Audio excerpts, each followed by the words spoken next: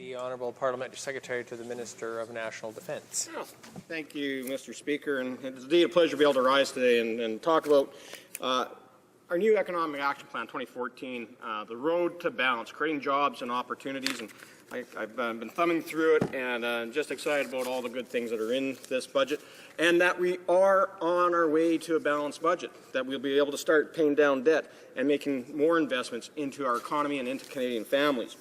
You know, there's so many great things in here, and I'm just going to brief through a few of them, and then I'm going to talk about things that are really important to my riding of Selkirk-Interlake.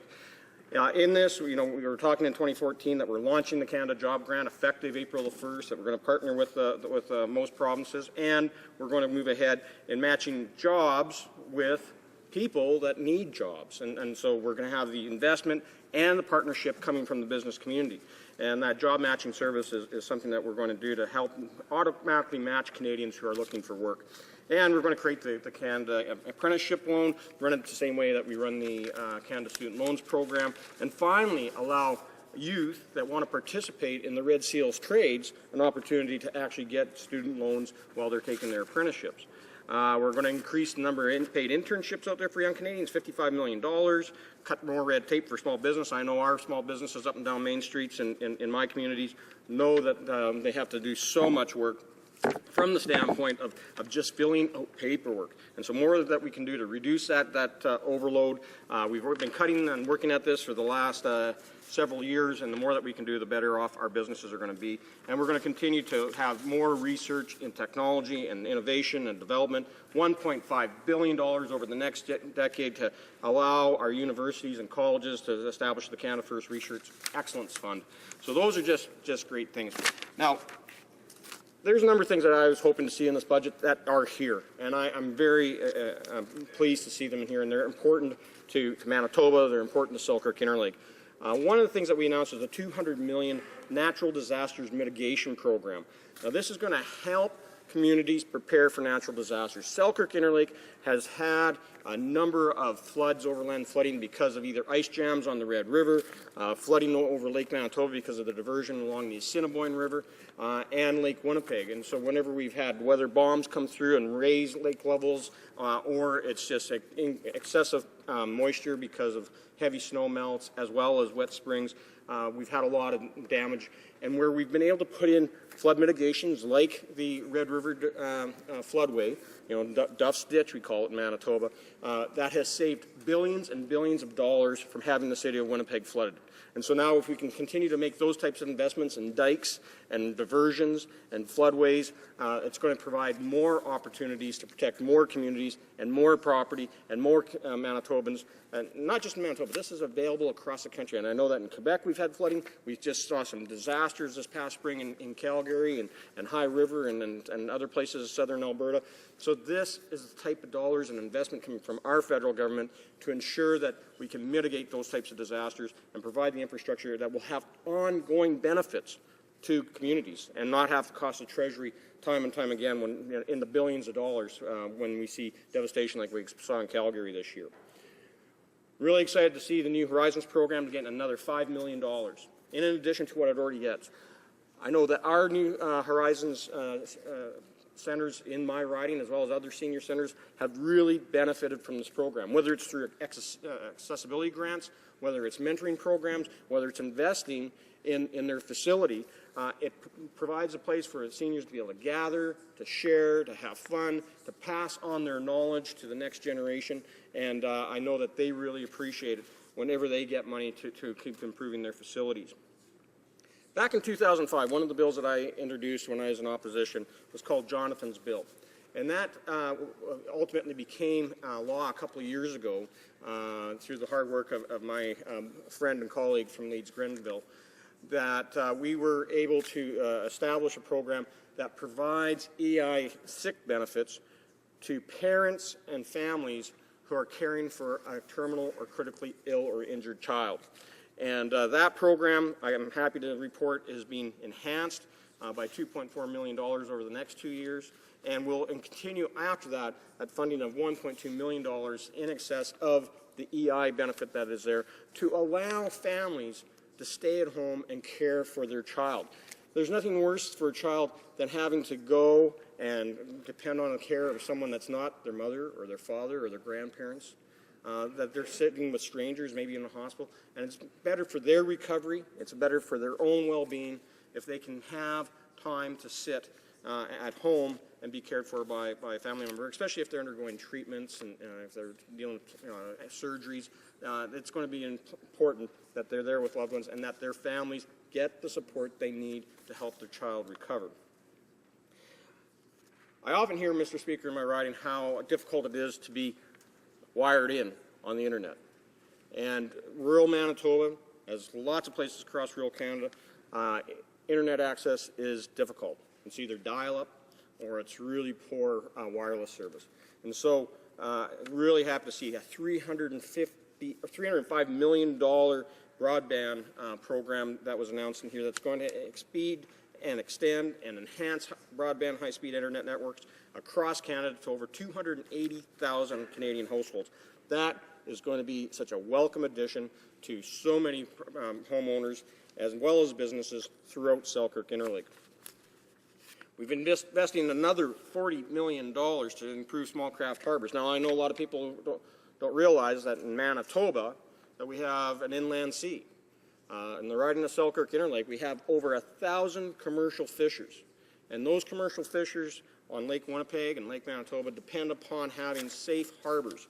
And so it is important that they have the ability to access funding, to improve those harbors, to keep them safe, to deal with some of the weather damage that they've experienced over the last few years. And I can assure you, Mr. Speaker, that they are thankful. Now, as a farmer in an area that represents a large farming and ranching area, I'm glad to see one thing I've been asking for some time is to extend the tax deferral for livestock producers when they undergo drought or overland flooding. Right now, only cattle, goats, sheep, bison, and hogs are really the only livestock that qualify for a tax deferral. If you're in a situation where you got no feed, you have no pasture, you have no opportunity to grow a crop because of flooding or drought to feed those animals, the one option that a lot of farmers and ranchers entertain is actually selling that livestock and then rebuying in when the weather conditions improve. So we've always offered them a tax deferral up to 12 months if they had to liquidate their herd, so that they have that cash rather than having to pay it off and it's income tax. They have that cash on hand so that they can go back out there and purchase their replacement livestock. Well, I'm glad to report that in this budget that we're extending that to include bees and horses. And because in our area we have a lot of PMU operations and horse breeders, and so those are commercial farm operations. And people, not only when we talk about bees, we're not just talking about honeybees, but we're also talking about leafcutter bees that pollinate a lot of our crops that are out there, especially clover, alfalfa, and some of the other legumes that are so important to the overall production of Western Canadian crops. Now, one thing that my friend from Dauphin Swan River Marquette has been working on is having the Recreational Fisheries Conservation Partnership Program. We ran it for the last 2 years as a pilot. It went over so well that we've extended it another 2 years and increased it to $15 million. I see my friend from Wetaskiwin is here, who has also been a very big player in having this program. And I can tell you that that enhances not only the commercial fishery, it enhances, and it's supposed to be for the recreational fishery, for the sports fishers who go out there and angle, going after trophy walleye and trophy catfish that we have in the Red River in Manitoba, as well as northern pike, or we call them jackfish. But there's so many opportunities there now for working along with, in partnership with local fish and wildlife organizations in our small communities, develop better fisheries, enhance the habitat, protect and conserve those important natural areas. And so I'm very excited to see that one there. And one thing that has been very positive as well in our area is our trails program, whether it's for snowmobiles or recreation, going out there and hiking. This $10 million for the National Trails Coalition will improve accessibility for people that love the outdoors, that want to get out and see our natural spaces. And it's one area I know that has great benefit to the riding of Selkirk and our lake because of not only all the snowmobilers and off-roaders, but people that take to go out there and go out on their bikes and go out there and hike and just enjoy the beautiful area of Selkirk and our lake. With that, Mr. Speaker, I'm more than happy to take some questions from my colleagues, and I encourage everyone in the House to support this great budget as we get back to having a balanced budget and start paying down our national debt again. Hear, hear. Questions and comments? The Honourable Member for Algoma, Manitoulin, Kapuskasing. Thank you, Mr. Speaker. And to listen to the member, you would tend to think that they're the friends of the fishermen and the wildlife. But yet, this is a government that just removed a subsidy to the ACR line, and a lot of the tourism companies or lodges up there are extremely concerned about whether or not they're actually going to have a season this year. And even the people that are going there, that usually go there are up in arms about whether or not they're going to have a vacation this year.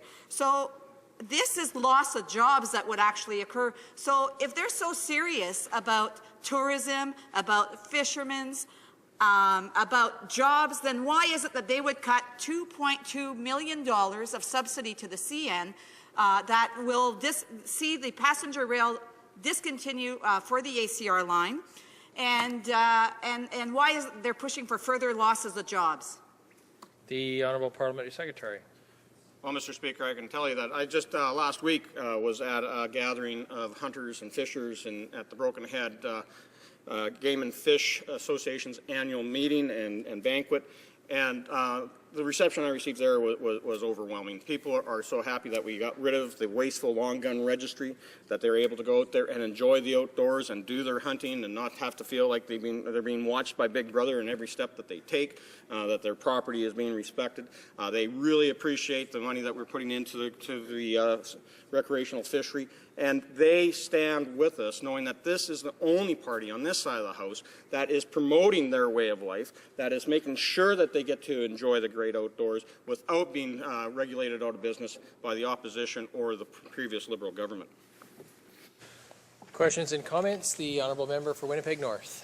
Mr. Speaker, there has been a great emphasis in terms of the impact of the budgets, consecutive budgets from this government on the middle class in Canada. One of the biggest concerns that we have is the accumulating consumer debt. We need to recognize that the consumers in Canada have record amounts of consumer debt that we should all be concerned about. And my question to the member is, how does this budget that the government is proposing help directly deal with what is one of the biggest issues that Canadians are finding today, and that is record high consumer debt. And that goes over and above mortgage debt, Mr. Speaker. We're just talking about consumer debt, well into the high 20s, low 30s thousands of dollars. The Honourable Parliamentary Secretary. Mr. Speaker, I can tell my friend from Winnipeg North that I actually took out my first farm mortgage back in 1984 at the tender age of 19, and was under a Liberal government. And you remember what the interest rates were back in the early 80s because of the way they managed the economy and how they managed consumer debt? Let's increase interest rates into the 20% level. Now, I paid over 21% on that first mortgage for the first 5 years, and it was almost impossible to make those payments. So, yeah, Canadians may have been spending a little more actively during the economic recovery because we've been able to keep interest rates so low. And that is good for our businesses. That is overall good for the economy. And it's been good for how this country has moved forward. The IMF, the World Bank, all the major credit rating agencies continue to rate this country as one of the safest places to invest. Just recently, we were again called one of the top countries in the world to do business. And we like to brag about how great we do live in this, how great it is to live in this country, not just because of its economy, but because of the high standard of life that we enjoy under this Conservative government. Questions and comments? The Honourable Member for Saanich Gulf Islands. Thank you, Mr. Speaker. Thank you, Mr. Speaker. My question to the honourable member relates to what he talked about in terms of the action that will allow farmers to extend tax deferral due to forced sale of livestock. And I want to ask him, I thought the language used here was unusual, quote, due to, these were having to dispose of breeding stock, quote, this is at page 149, quote, due to drought or excess moisture conditions, unquote. I think they mean by that floods. This budget throughout it has many measures dealing with increased levels of natural disasters. There's a whole section on residential floods and having to deal with the insurance industry to try to get better protection.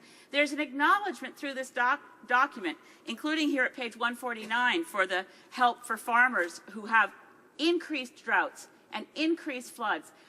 Yet the document, despite spending money addressing the costs that are hitting Canadians and hitting our economy due to climate change, refuses to acknowledge that the climate crisis must be addressed. And I wonder if he has any comments to that. The Honourable Parliamentary Secretary. Definitely, things are difficult, as always, in Western agriculture. My grandparents lived through the dirty 30s, trying to farm, and so you adapt and you change. And so when we are talking about excess moisture, sometimes excess moisture is not just overland flooding. Sometimes it's just heavy rainfalls at the wrong time, and crops don't mature properly. Bees, in the particular case of bees, they can't get to the flowers and pollinate because of all the moisture that's happening. Or, and the alfalfa field will just not even go into bloom. So excess moisture covers flooding, yes. It also covers excess rainfall and other conditions that are going to occur from time to time, which seems to be more of a norm. But I know growing up that we've always dealt with extremes. As a former farmer and rancher and still living on the farm today, I can tell you that we have to deal with the climate. And that's one thing that as farmers we understand and appreciate, and we really appreciate when the government steps forward and helps us out deal with those difficulties.